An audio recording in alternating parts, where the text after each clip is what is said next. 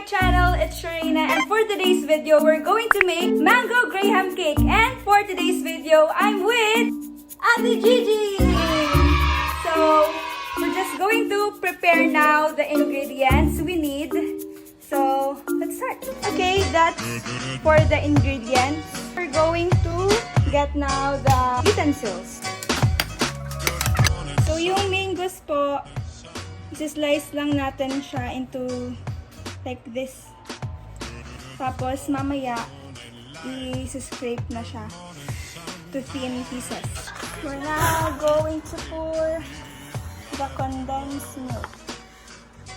So ito na po yung mga na-slice na mangoes. Ito yung condensed milk na wala pa dyan yung all-purpose cream kasi hinihintay pa natin mag-chill na super tagal.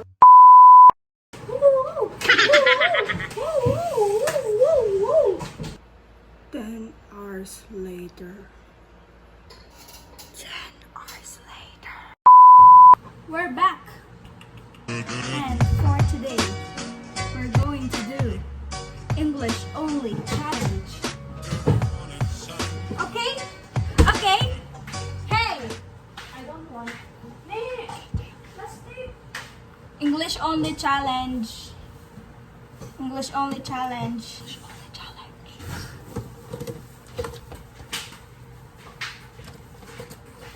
Ay, ganito pala to, Ate. Oh my God. It's like this. It's like, it looks like this. Pala. English only challenge. You speak in English. So, our graham crackers are like this. Wow. She's crushing the graham.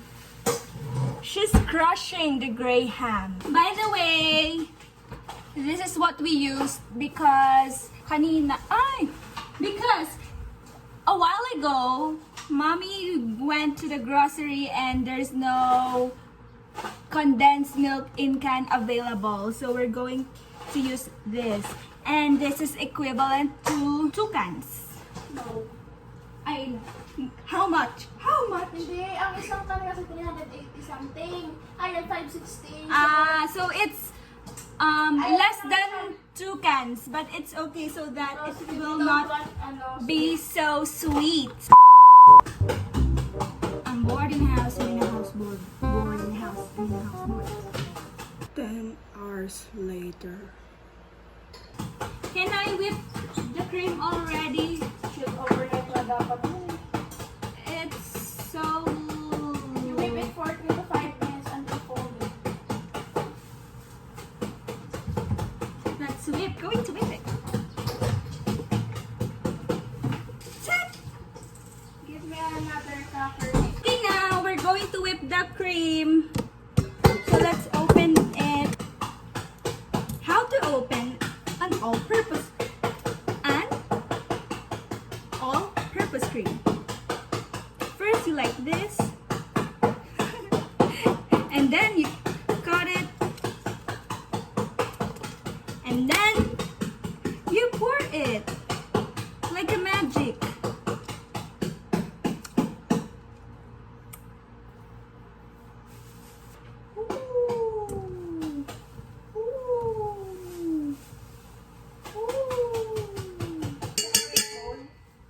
Yes, of course,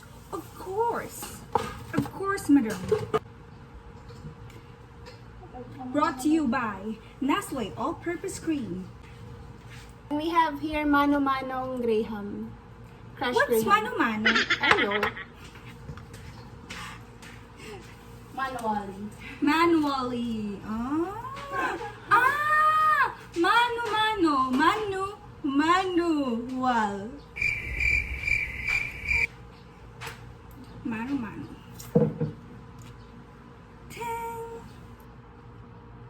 Now we're going to whip it like a pro.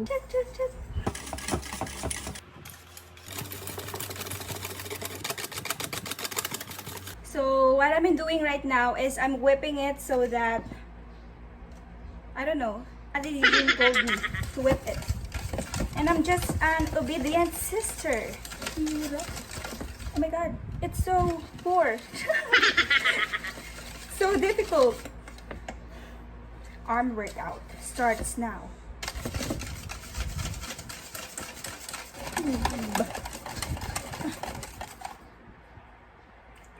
That's foamy na. You can add the No, I don't condensed want. milk na. I still want to whip.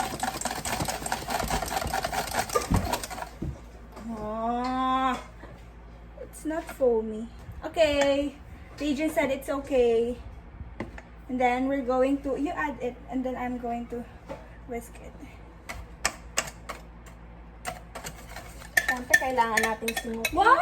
Because I can't understand you. sayang. What? What did you say? Oh, I'm sorry. We're now going to be on the best part. Look at my baby! Look at my baby! Okay, the cream mixture is already done. So, We're going to do now the layering of the Graham crackers. crackers. Yeah. Ah, the fun part. To put first the cream. Spread it like that. Yeah, just spread it evenly. Shout out to MY San. MY San, baka naman. Okay, So, let's put it. no. Yung style. Mas maganda talaga yung isang klase ng Grahams. What? Let's just put On the sides, let's put crushed grahams. My gosh, Cassie, you're not following the rules. I don't know that there's a rule na English speaking. English only challenge. Cream again. Repeat. You're just going to repeat and repeat and repeat. Just estimate if how thick will be your cream in every layer. Wow.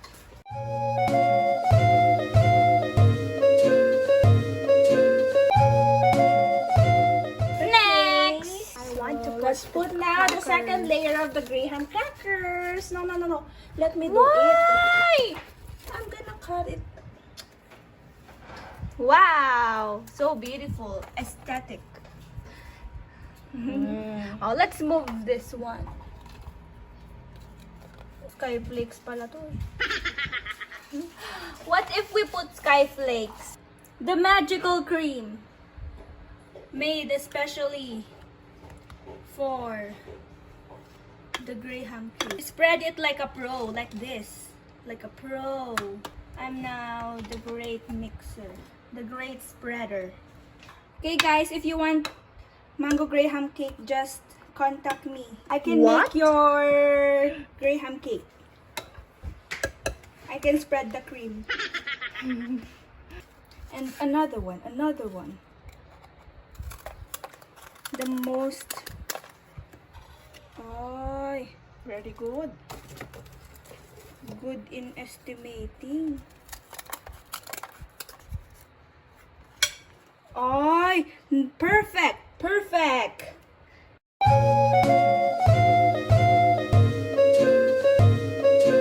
Finished making the mango Graham cake, and this is the final product.